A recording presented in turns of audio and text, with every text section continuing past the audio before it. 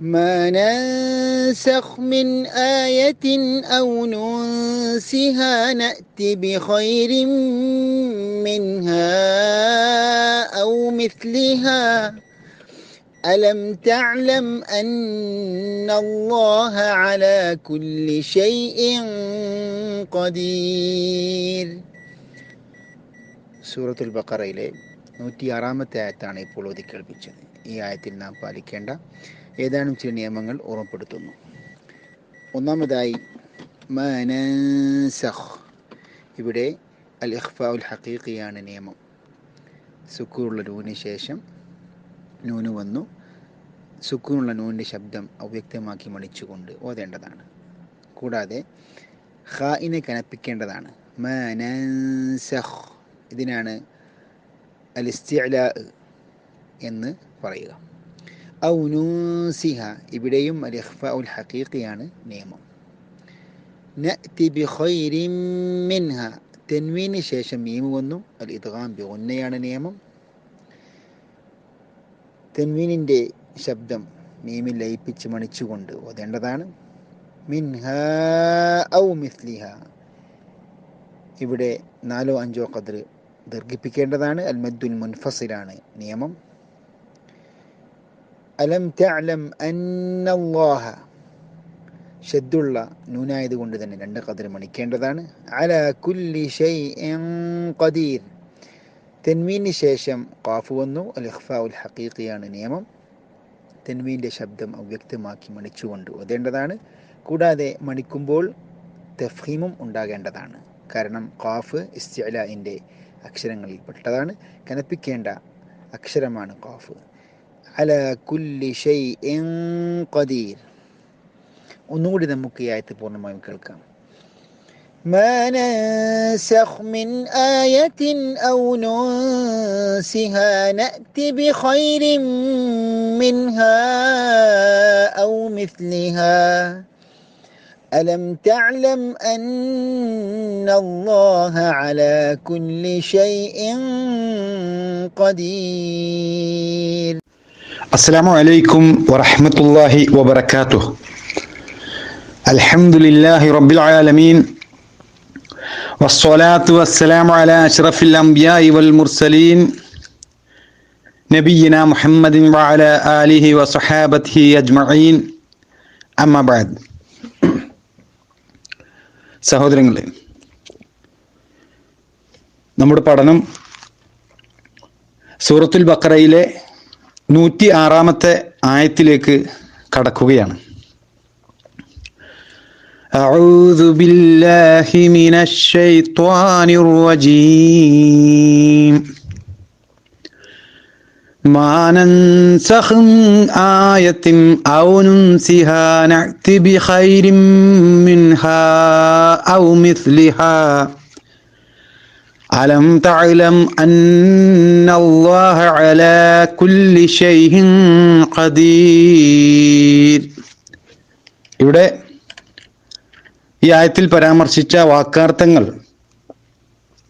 മാനൻസഖ്, വല്ലതും നീ നീക്കം ചെയ്താൽ അല്ലെങ്കിൽ വല്ലതും നാം ദുർബലപ്പെടുത്തിയാൽ, മിൻ ആയത്തിൻ, വല്ല ആയത്തിനെയും, ഔ നുൻസിഹ, അല്ലെങ്കിൽ അതിനെ വിസ്മരിച്ചാൽ, നായത്തി, നാം വരും അല്ലെങ്കിൽ നാം കൊണ്ടുവരും, ബിഖൈരിൻ, കൂടുതൽ നല്ലതിനെ, മിൻഹ, അതിനേക്കാൾ, ഔ മിസ്ലിഹ, അല്ലെങ്കിൽ അതുപോലെയുള്ളത്, അലം തഅലം, നിനക്ക് അറിഞ്ഞുകൂടെ, അന്നല്ലാഹ, അല്ലാഹു ആകുന്നു എന്ന്, അലാ കുല്ലി ഷൈഇൻ, എല്ലാ കാര്യത്തിനും, ഖദീർ, കഴിവുള്ളവനാകുന്നു.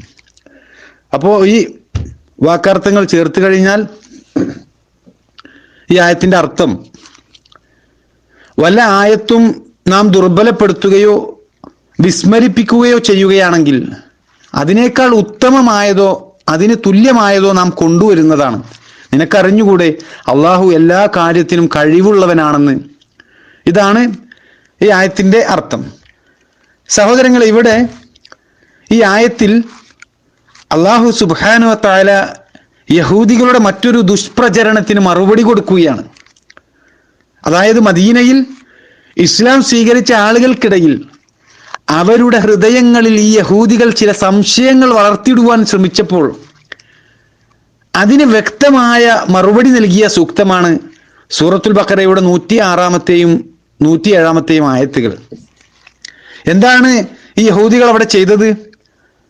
അവർ പറഞ്ഞു പ്രചരിപ്പിക്കുകയാണ് അവരുടെ കൈകളിലുള്ള വേദഗ്രന്ഥം അത് അള്ളാഹുവിൽ നിന്ന് അവതരിച്ചതാണ്. അതുപോലെ നിങ്ങൾ ഈ പറയുന്ന പരിശുദ്ധ ഖുർആൻ അത് അള്ളാഹുവിൽ നിന്ന് അവതരിച്ചതാണ് എങ്കിൽ പിന്നെ എന്തുകൊണ്ട് ആ മുമ്പുള്ള വേദഗ്രന്ഥങ്ങളുടെ സ്ഥാനത്ത് ഇന്ന് അതിന് പകരമായി വേറെ നിയമങ്ങൾ നിങ്ങളുടെ മതത്തിൽ കാണുന്നത്? ഏകനായ അള്ളാഹുവിൽ നിന്ന് ഈ രൂപത്തിൽ വ്യത്യസ്തമായ വിധികൾ എങ്ങനെയാണ് ഉണ്ടാകുന്നത്? അതുപോലെ തന്നെ അള്ളാഹു സുബ്ഹാനഹു വ തആല അവതരിപ്പിച്ച മതനിയമങ്ങൾ അതെല്ലാം വിസ്മരിച്ചു പോകുന്നത് എങ്ങനെയാണ് എന്നൊക്കെയുള്ള സത്യവിശ്വാസികൾക്കിടയിൽ ആശയക്കുഴപ്പമുണ്ടാക്കുന്ന രൂപത്തിലുള്ള സംശയങ്ങൾ പ്രകടിപ്പിച്ചുകൊണ്ട് ഈ യഹൂദികൾ ധാരാളം കുപ്രചരണം നടത്തിയിരുന്നു. അതിനുള്ള മറുപടിയാണ് സഹോദരങ്ങളെ അല്ലാഹു സുബ്ഹാനഹു വ തആല ഈ ആയത്തിലൂടെ പറഞ്ഞത്. മാനൻസഖ് മിൻ ആയത്തിൻ ഔ നുൻസിഹാ നഅതി ബിഖൈരിൻ മിൻഹാ ഔ മിസ്ലിഹാ. വല്ല ആയത്തും നാം ദുർബലപ്പെടുത്തുകയോ വിസ്മരിപ്പിക്കുകയോ ചെയ്യുകയാണ് എങ്കിൽ അതിനേക്കാൾ ഉത്തമമായതോ അതിന് തുല്യമായതോ നാം കൊണ്ടുവരുന്നതാണ്.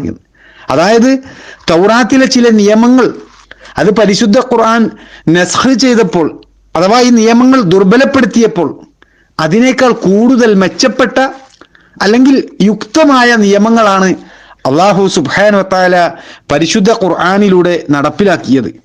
പൂർവ്വകാല വേദഗ്രന്ഥങ്ങളെ സംബന്ധിച്ചിടത്തോളം അതെല്ലാം ഒരു നിശ്ചിത കാലത്തേക്ക് മാത്രം പരിമിതപ്പെട്ട അല്ലെങ്കിൽ ആ കാലത്തേക്ക് മാത്രം നിശ്ചയിക്കപ്പെട്ട നിയമങ്ങളാണ്.